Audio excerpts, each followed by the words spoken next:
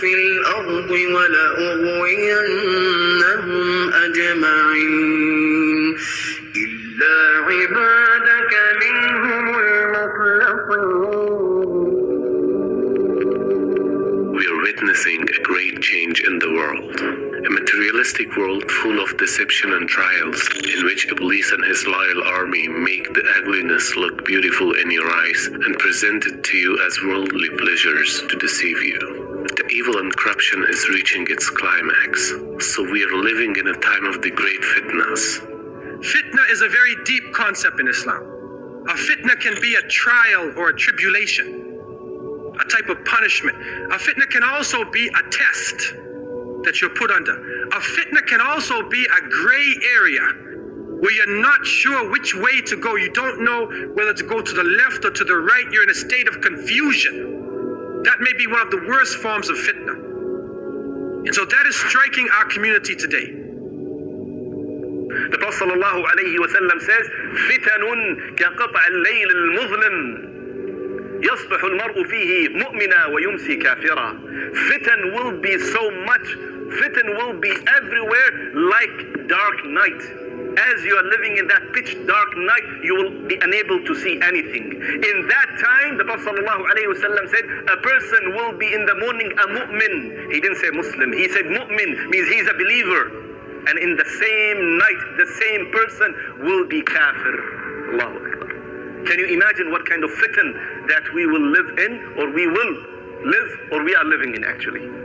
The Prophet ﷺ says, فَتَجِيءُ فِتَنٌ يُرَقِّقُ بَعْضُهَا بَعْضًا. There will be more fitan will come every time. Each fitna will come, it will be more horrific and more destructive than the previous fitna. Which means the fitan that we are living right now, it is more severe than the fitan last year or 2 years or 5 years ago.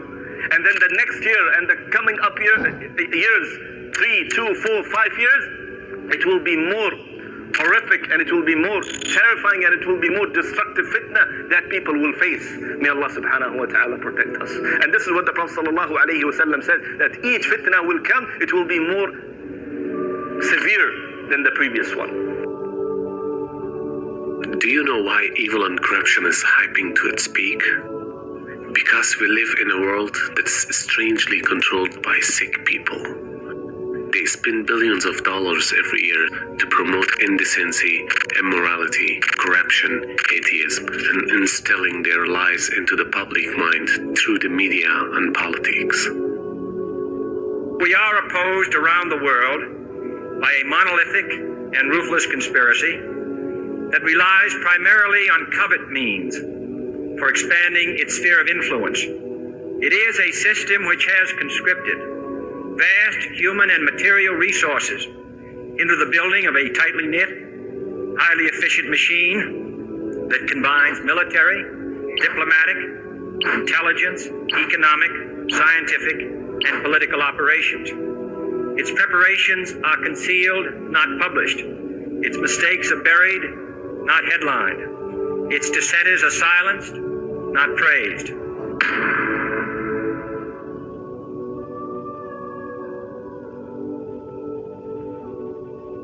They're the ones that control the transnational corporations, governments, the banking system, the whole shebang that dictates and controls the direction of society. They can do horrendous things that we couldn't even contemplate because we have empathy with the victims of our actions. They do not. Without that emotional consequence, there are no limits, and we see that on the news every day.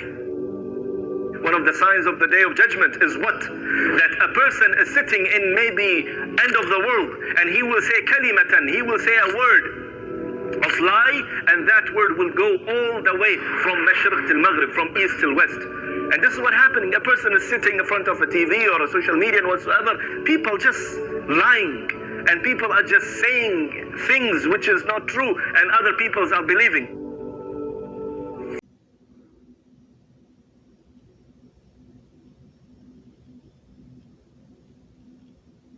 I'm saying there is some evidence to suggest that Allah subhanahu wa ta'ala has created other creations. Whether they are before us or after us or the same time as us, the Quran does not mention anything. But the Quran might possibly suggest, is that clear? That there are other creations. It might possibly not suggest that either. What are some of the evidences? Number one, وَيَخْلُقُ مَا لَا تَعْلَمُونَ. He has created things you will never know, you don't know about. So you will never know, which means this is not something you can see. وَيَخْلُقُ مَا لَا تَعْلَمُونَ. He has created things you don't know about. And we continue to discover new species every day. That's not what Allah is talking about. Something else. Number two, that Allah says in the Quran that خَلَقَ السَّمَاوَاتِ وَالْأَرْضَ وَبَثَّ فِيهِمَا مِن دَابَّةٍ. Allah has created all of the heavens and the earth, and He has scattered throughout all of them creatures. Not just on the earth. The samawat, and the samawat, as we talked about in Surah Yusuf and in the tafsir, the samawat is not just our heavens, it is beyond our heavens. And Allah says He has scattered creatures in all of them, and if He wants to, He can gather all of them up at once, or He can gather the two of them together. وَهُوَ عَلَى جَمْعِ مِذَا يَشَاءُ قَدِيرٌ. Now you can understand this verse to mean the Day of Judgment, which is the majority interpretation, or you can understand it to mean Allah has created all different creatures, and if He wanted to, He could cause them to meet. Both are linguistically possible. There are other evidences as well. I'll just jump straight to the one I think, Wallahu A'lam, is the strongest evidence to suggest that there might be other creations of Allah. And Allah knows best.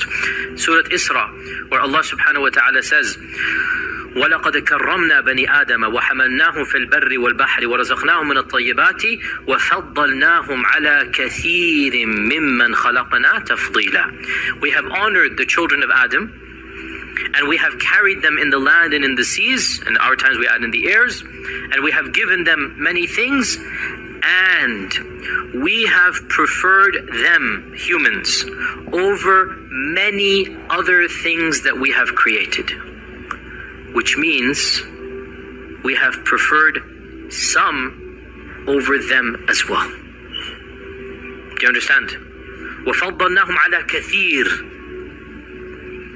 We occupy a high rank according to this verse, but not the highest. You could interpret this, again, you could, although this is ihtimalat, right? Which means, now in the world that we inhabit, who is at the top of the pyramid? I mean, in the creation, it's us. Who bow down to us?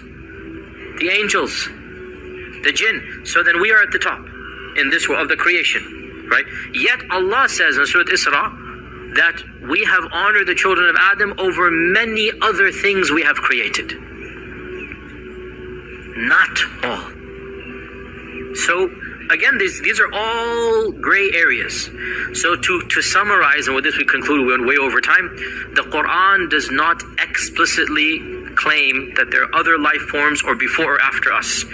But a number of famous theologians, Ibn Taymiyyah has an entire section dedicated to it, and one famous non-Muslim scholar by the name of John Hoover, John-Hoover, has written an entire paper. If you have, I think it's even on PDF, Google now, just Google it. It's called The Perpetuity of Creation in the Thought of Ibn Taymiyyah. It's in English, it's in fancy schmancy academic English, but it's in English. And you just Google it, by John Hoover, The Perpetuity of Creation in the Thought of Ibn Taymiyyah. It's an entire paper where he compiles what Ibn Taymiyyah said in his evidences in simple English, well, not simple English, but in English. And basically this is the summary of it, that he says, it befits the majesty of Allah to have created and to continue to create, and we are but one of Allah's infinite creations.